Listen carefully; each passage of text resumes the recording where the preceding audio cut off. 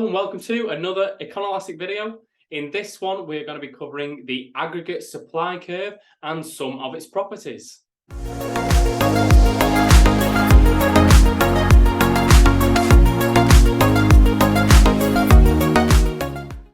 aggregate supply curve, also known as AS curve for short, shows the amount of goods and services that firms or companies are willing to produce or supply at each price level. And for simplicity, we're going to be concentrating on the short-run aggregate supply curve. When constructing an AS curve, we must assume that certain things remain constant. One of which are input prices, i.e. anything that contributes to the production process. Technology. And the total supply of factors of production, these being labour, human capital, land, which is natural resources, and capital, which is manufacturing equipment. As you can see from the graph on the whiteboard, the short-run AS curve slopes upwards, meaning the higher level of prices, the higher level of output.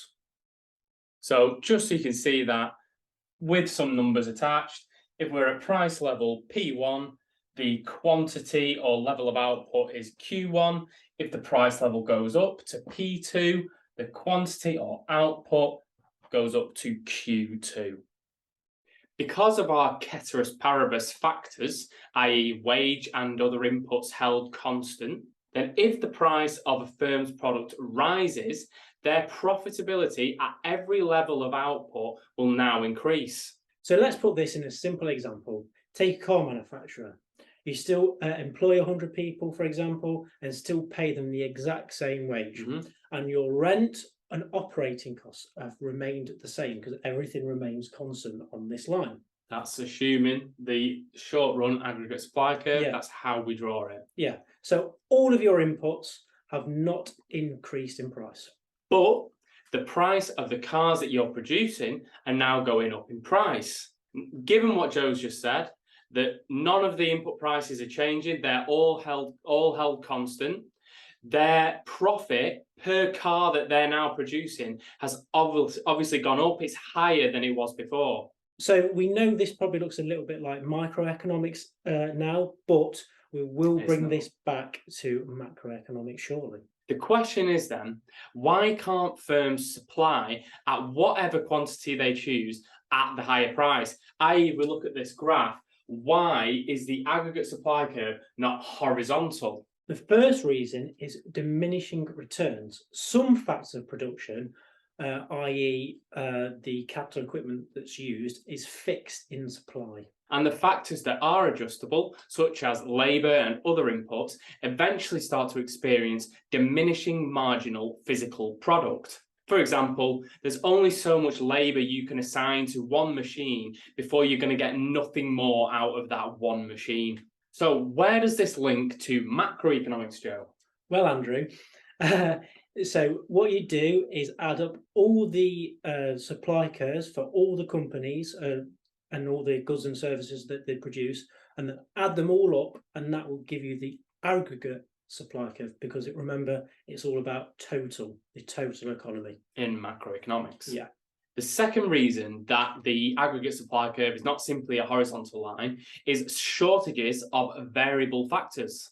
Logically, as firms produce more, even factors that are not fixed in supply in the short run, for example, labour and raw materials, become ever increasingly harder to find and obtain.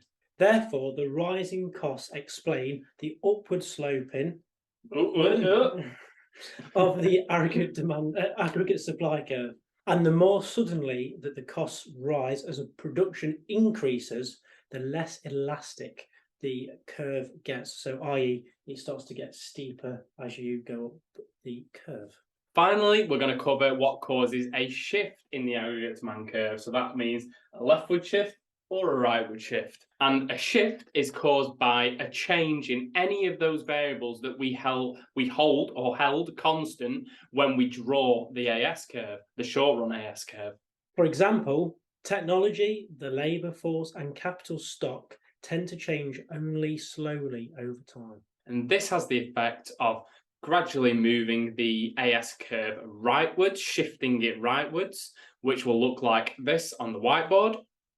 So if we return to the whiteboard, we have the price level for P1 as we did before.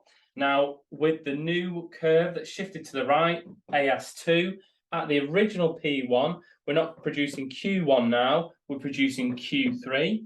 And if we look at that from another price level at P2, we're no longer producing Q2 with the curve having shifted right. We are now producing Q4. So we're now capable of producing more at every price level. In other words, there's an increase in potential output. So conversely, input prices can change greatly in the short run. So these are commodities, and we've all seen this in the recent months with Such oil, as raw materials. Oil, timber, all have doubled, tripled, quadrupled in price. Yeah, all within a very short space of time. Yes. Especially oil, you can literally be sat in your car and you can look up at the price board and it might have gone up a penny while you sat there. For example, an increase in oil prices will reduce the amount that firms produce at any level of prices. So this would have the effect of shifting the AS curve to the left, that way. So a similar effect to the one I've just mentioned would be seen if an increase in taxes were to occur. Thanks for watching our Econolastic videos. Please check out our other YouTube videos on a range of economic topics. Don't forget to like and subscribe to the channel. Please also check out our website at econolastic.com. The link will be in the description for you. This is where you'll find our step-by-step dissertation writing guide, which is suitable not just for economics, but for a whole host of degree subjects. And it's where you can also book us personally for 2-to-1 tutoring sessions. See you in the next video.